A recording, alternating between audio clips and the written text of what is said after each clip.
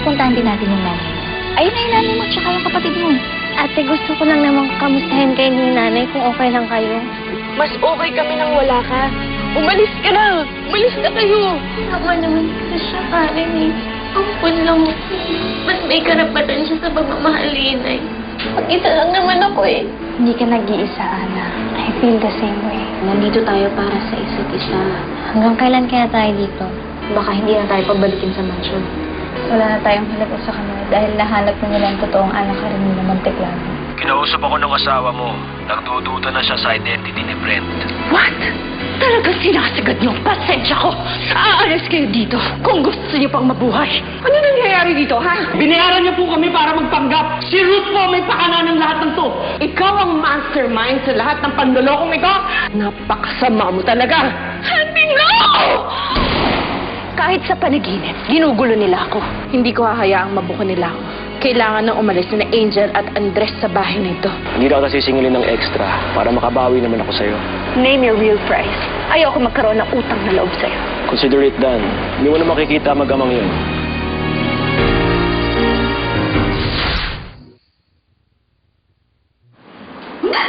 Sarap ng breakfast! Yan. Alam niyo na yung gagawin niyo sa isla ko, ha? Talaga, akin na. Alam niyo, hindi kasi marunong maghimay ng isda si Karen, eh. Dahil hindi marunong magtanggal ng tinik. Naku, Ned, the best ka talaga. May tagahimay na ako, may nanay pa ako.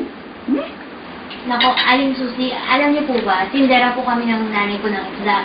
Kaya sanay po kami nakakain ng tinig. Ganun ba? Ay, ikaw, Nina. Tinuruan ka ba ng nanay mo kumain ng kain kang mahirap? Wala po siyang time, no? Naya ko lang po ituro sa akin. Wala ka bang planong makita yung nanay mo? Bakit ba? Wala naman siyang balak makita ko. Tignan mo to. Ang judgmental mo naman. Mali mo, namimiss ka rin yun. Naaalala lang naman niya ako kung may kailangan siya. Tulad ng umutang siya sa mga Monteklaro.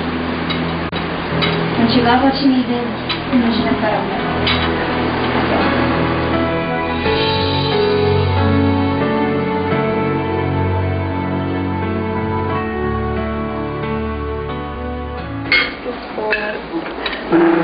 Ma'am Ana, Karenina, medyo naparami na ho yung mga nailabas namin pagkain, eh. Kaya niyo po bang ubusin ni Sir Brent to? Kasi naman, kung masasayang lang, eh, di ba? Ibigay mo sa aso. Kaya tapon nyo. Kasi ang gusto ko, matikman namin ni Daddy yan. O baka naman gusto mong sabihin ko kina Lolo na tinitipid mo kami sa pagkain. Ay, hindi po. Hindi ho.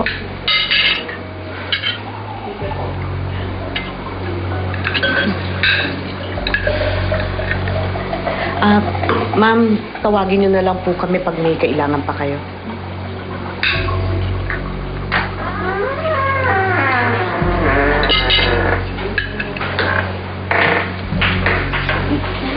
Anak, donyan ang dating mo dun, ha? Siyempre naman, Tay. Di ba sabi niyo, dapat masanay na ako. Ganyan nga. Saka, mayaman na tayo. Dapat, astang may pera na tayo. Tama.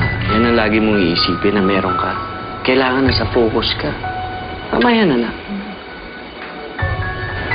Mamahaling mga damit. Pati alahas. Ay, magkakaroon tayo ng bagong kotse. Ay, tsaka bibili ako ng bahay para sa atin dalawa lang. Yan. Total, nakukuha ko naman lahat ng hinihiling ko kina Lolo. Ang mga pagkain nila dito, anak ko. Salamat, sige tayo. Close na kayong tatlo, ha? Diba sinabi ko sa'yo, huwag kang papauto. Nay, friends forever na kaming tatlo. Yung sinasabi niyong kompetisyon, laos na yun. Hindi totoo yan. Kaya kayo pinagsama-sama ni Ma'am Carmela kasi hindi pa niya kayo nakakalimutan. Ikaw, masyado ka uto-uto.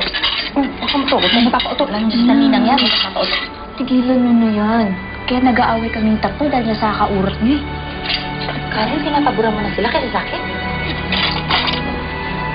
Nay, basta. Kaming tatlo, okay na kami, magkakaibigan na kami, at wala na akong planong talikuran sila. Tapos na yung kompetisyon na yun.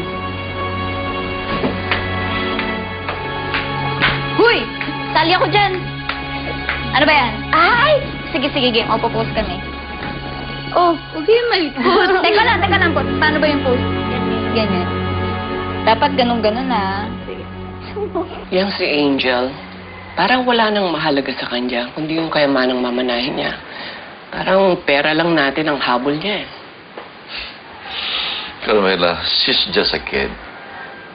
Nalula lang siguro yung sama ng makukuha niya. Eh bakit si Ana, si Karen at si Nina? Wala lang ibang mahalaga sa kanila, kundi yung pag-aruga natin. Well, Anna asked for financial help para sa mother niya. At malaking inutang ni Nina para sa business ng mami niya. Si Karen naman, outspoken yun na maiahon ang pamilya niya sa hirap. Lahat sila nangangailangan, Carmela. Even then, Sir Nan, they never abused our kindness. Hindi sila nagtaray sa maids katulad ni Angel. Tsaka hindi sila makasarili. Pero she's the most deserving sa tulong at pangunawa natin, Carmela. Siya ang kadugo natin. Kung totoo nga nating apos siya. Alam mo, Sir Nan, nagtataka ko dyan sa mag-amang yan eh. Maraming bagay na nangyayari na parang mali. Tulad ng ano? Si Angel, hanggang ngayon, hindi pa sa atin pinapakilala ang pamilyang nagpalaki sa kanya. At saka hindi ka ba nagtataka? First time lang nila nagkita ni Brent, parang magaan agad yung loob nila sa isa't isa. At saka alam mo ba, si Abel, narinig niya yung messenger. Ibang pangalan ang tinawag niya kay Brent. Andres.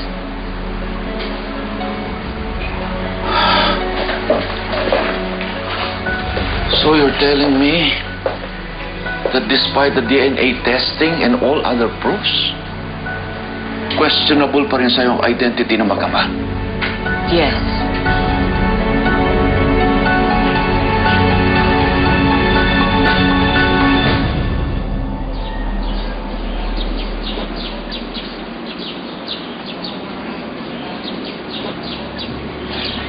Salamat, ha. Pambuhay.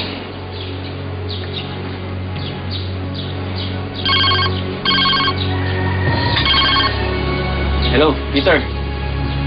Andrew, kailangan natin magkita. May sasabihin ako sa'yo importante.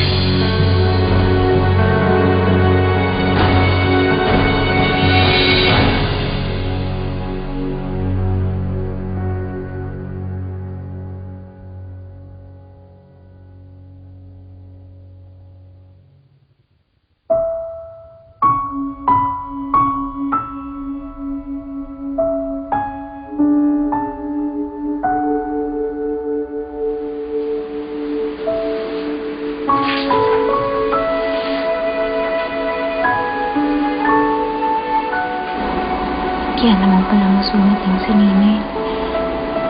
Baka dahil hindi siya pinapansin sa bahay nila. Lahat naman tayo kailangan ng nanay. Alam mo, kahit hindi naman sabihin ni Nina eh, sigurado ko lang miss niya din yung nanay niya. Paano kaya kung pagbatiin na lang natin silang dalawa? Paano naman, eh, di ba hindi nga natin alam kung saan nahagilapin yung nanay ni Nina? Basta, akong bahala.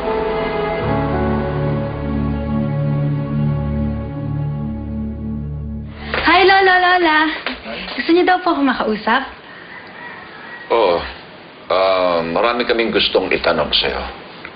At sana, sagutin mo kami na maayos. Tungkol pa rin po ba ito dun sa pananakit sa akin ni Ana, Karen at Nina? Ay, wala na po sa akin yun. Okay na ako.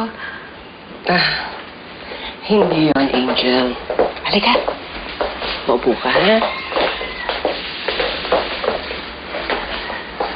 Meron lang kaming gusto malaman eh. Di ba? Nakita kita, tinulakan na eh, Tita Ruth mo. Bakit kayo nagtatalo? Huwag kang matakot, Angel.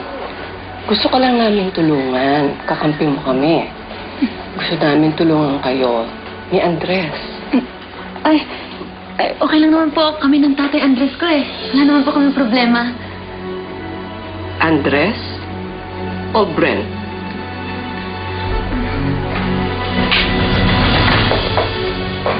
Niloloko niyo pa kami magkama. Ha? Hindi siya ang tunay na Brent. Ay, hindi po, Lolo. Nagkamali lang po kayo ng dinig. Umamin ka sa akin.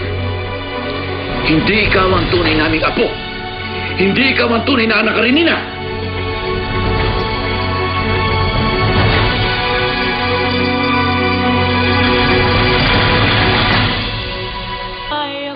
Wala na ako nababalitaan tungkol kay Nina. Masyado kasi akong busy sa office. Kamusta na ba siya? Ayun, babakin pa rin po. Mabait naman po si Nina eh. Madali po siyang pakisamahan. Really? Wow. Parang bagong balita yata sa akin yan. Kasi every time na pinapatawag ako sa principal's office, laging problema. Pag kinakausap ko naman siya, she's very aloof. She never really opened up to me. Ano po yung alu? Ibig sabihin nun, yung bang, hindi niya na-express sa akin kung ano yung feelings niya. Hindi niya nasasabi sa akin kung ano talaga yung nararamdaman niya. Ganda naman po siya nung umpisa eh. Pero nung nakasama na po namin siya ng matagal, masaya pala siyang kasama. Well, it's good na naiintindihan niyo siya. Alam niyo, medyo naiiya nga ako as her mom. Kasi I don't even know my own daughter. As a matter of fact, I'm afraid of her. Mukha lang naman pong matapang si Nina.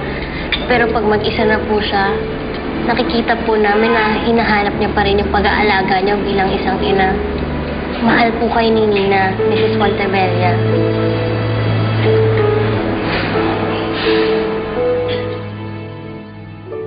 Magsabi ka na totoo!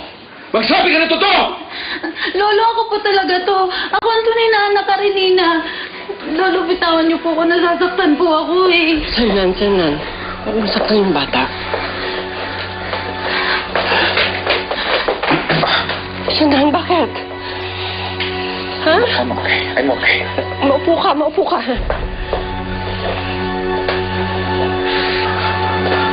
Uncle Auntie, I have the answers. Peke lahat ng papeles si Brent. Niloko lang tayo nung mag-ama.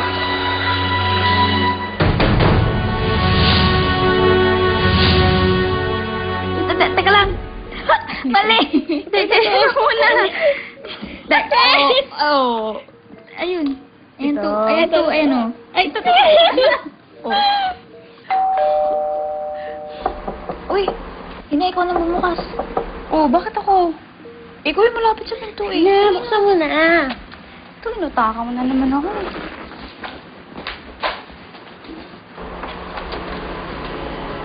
Mami?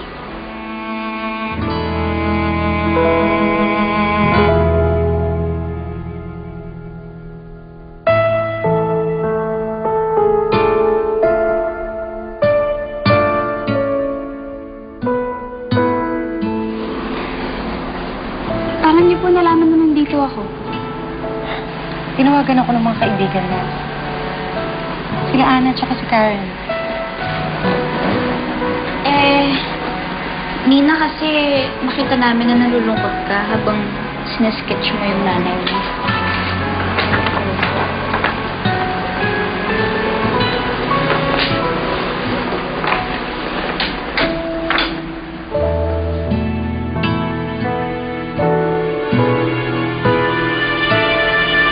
Ako ba ito, Nina?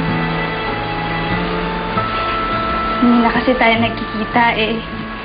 Kaya dinrawing kita. Para hindi kita ma-miss.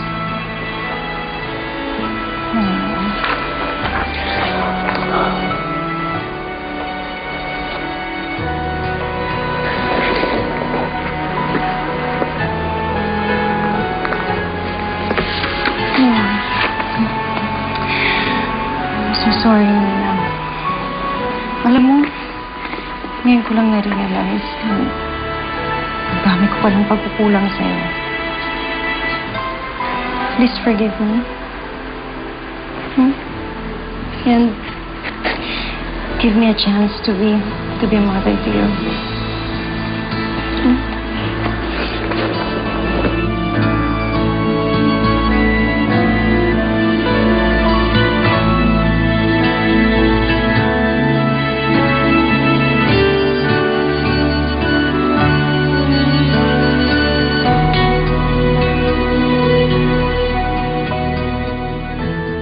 ang tinig ay kaya ko. Ano ba yung gagawin ko? Mabubuko na kami ng tatay ko. Tatay, nasan ka ba?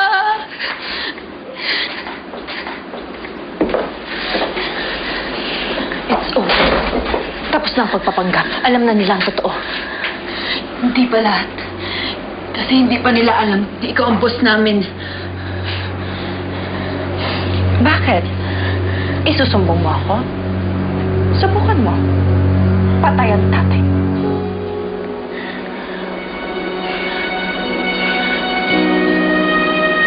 Napakasama mo talaga!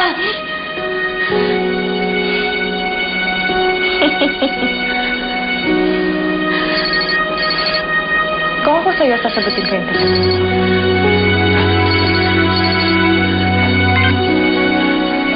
Hello? Hello, Angel. Hinahanap mo ba ang tatay mo?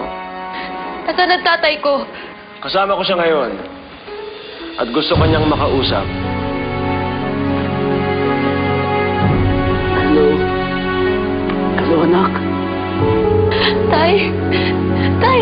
Tay, nabuko na po tayo. Alam na nila ang sikreto natin. Nasaan ka po ba? Anong ginawa nila sa'yo, ha? Makinig ka muna sa akin, Angel. Gusto ko sundin mo si Ruth. Tutulungan niya tayong makatakas. Huwag mo siyang idadamay. Huwag mong sasabihin na siya may pakala ng lahat ng ito. Dahil kung hindi, anak, pagpatay din na tayo.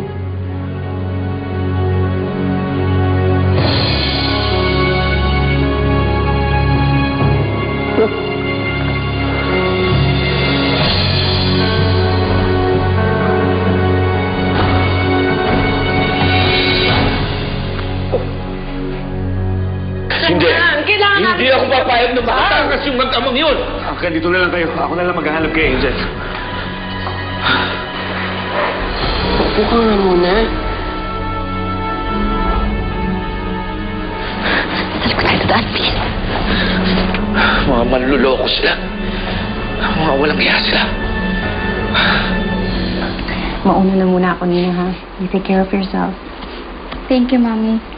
Alam ko sobrang busy ka, but you made time for me. I really appreciate it. Mauna na ako. Maraming salamat sa inyo. Kayo na munang bahala sa anak ko, ha? Bye po. Bye. Ayan po. Sige po.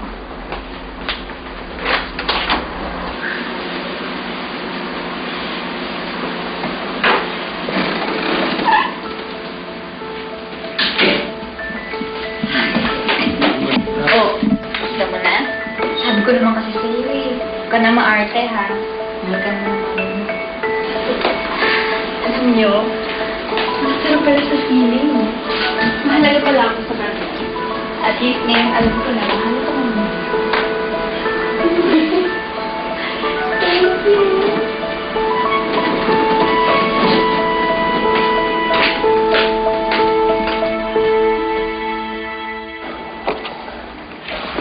Magtatanda ka na siguro ngayon. Ang taong hindi marunong sumunod sa usapan, pinaparusahan.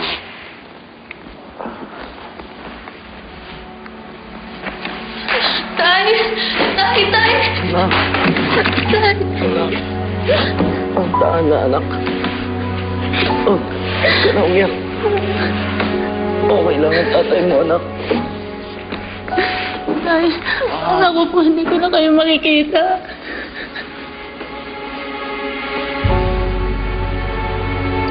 Inilagay niyo ako mag-ama sa alanganin.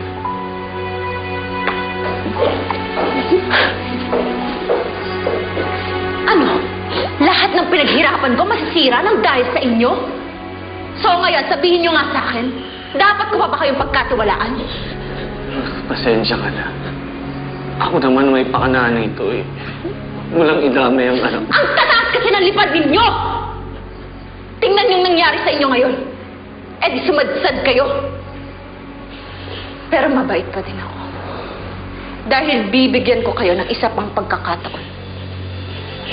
Maraming salamat po, Miss Rose.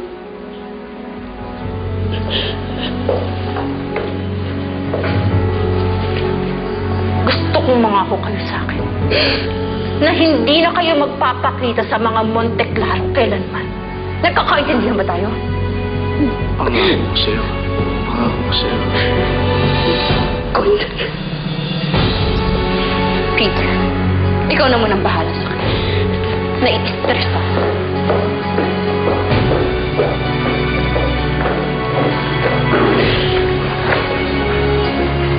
Oo. Napabigay sa inyo 5 Bruce. Happy trip daw, pauwi niyo ng probinsya. Yan. Tay, huwag mo tayo dito para ano pa mangyayari sa atin.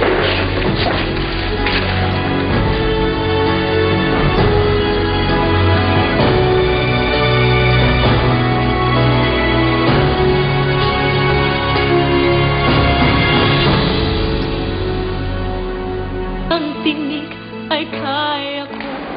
Uncle, mukhang nakatakas sa sila Brent tsaka sila Angel eh. Eh, ang sabi kasi ni Berta, may nakita daw yung guard na kotse sa likod. Malamang sa kanila yun. Ano, Uncle, gusto niyo sundan ko? Huwag na, Abel. Ayoko malagay ka sa alanganin. Tatawagan ko na lang yung kumpare ko, si General Onyola. Magpapatulong tayo sa paghahanap sa kanya.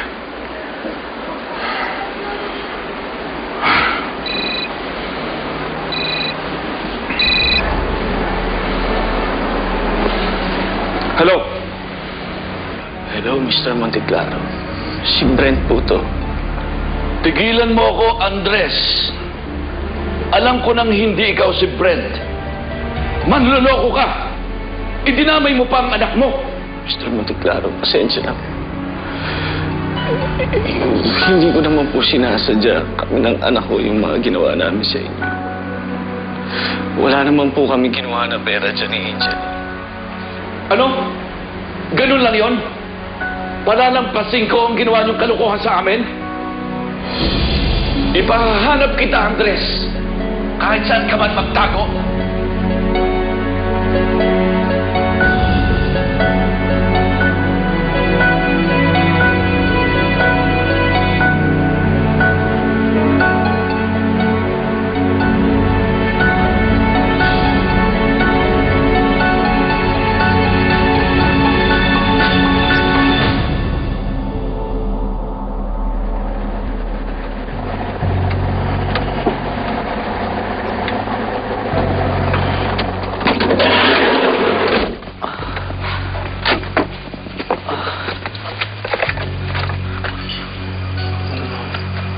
Boss Peter, parang hindi ito yung sakayan papunta sa probinsya namin, ah.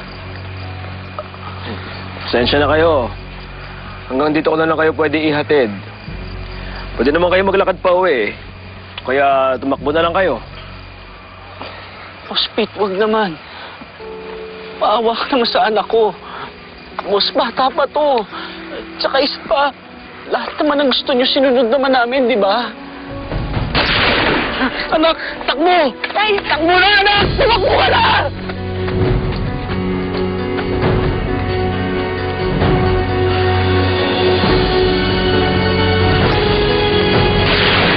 Na ilang tinig ay kaya kong tapakan.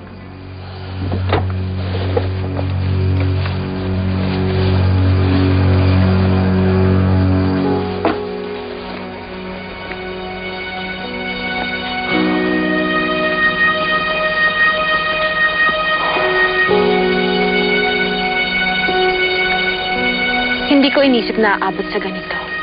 But I have no choice. Kailangan mawala lahat ng kaharang sa mga plano ko. Ma'am, on your cue.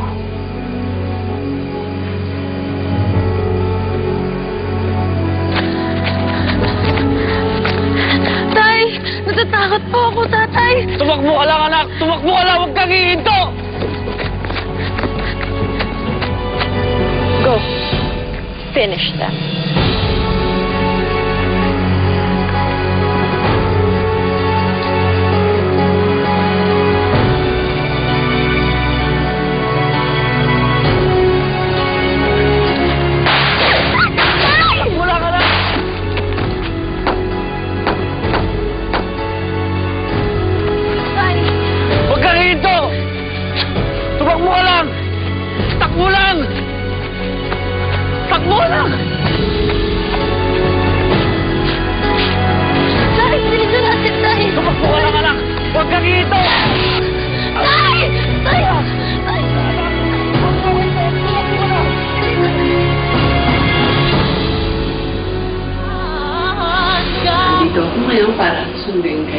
dito para umuwi na tayo at namimiss na namin yung mga apo namin. I'm sorry. I made the wrong decisions. Miss na miss ko kayo, Ana, Karen, Nina. Hindi ko lang basta sinusolusyonan ang problema ko. Pinapatay ko. Gaganti ako sa inyo. Gaganti ako sa inyo. Hahanapin at hahanapin nila yung apo nila.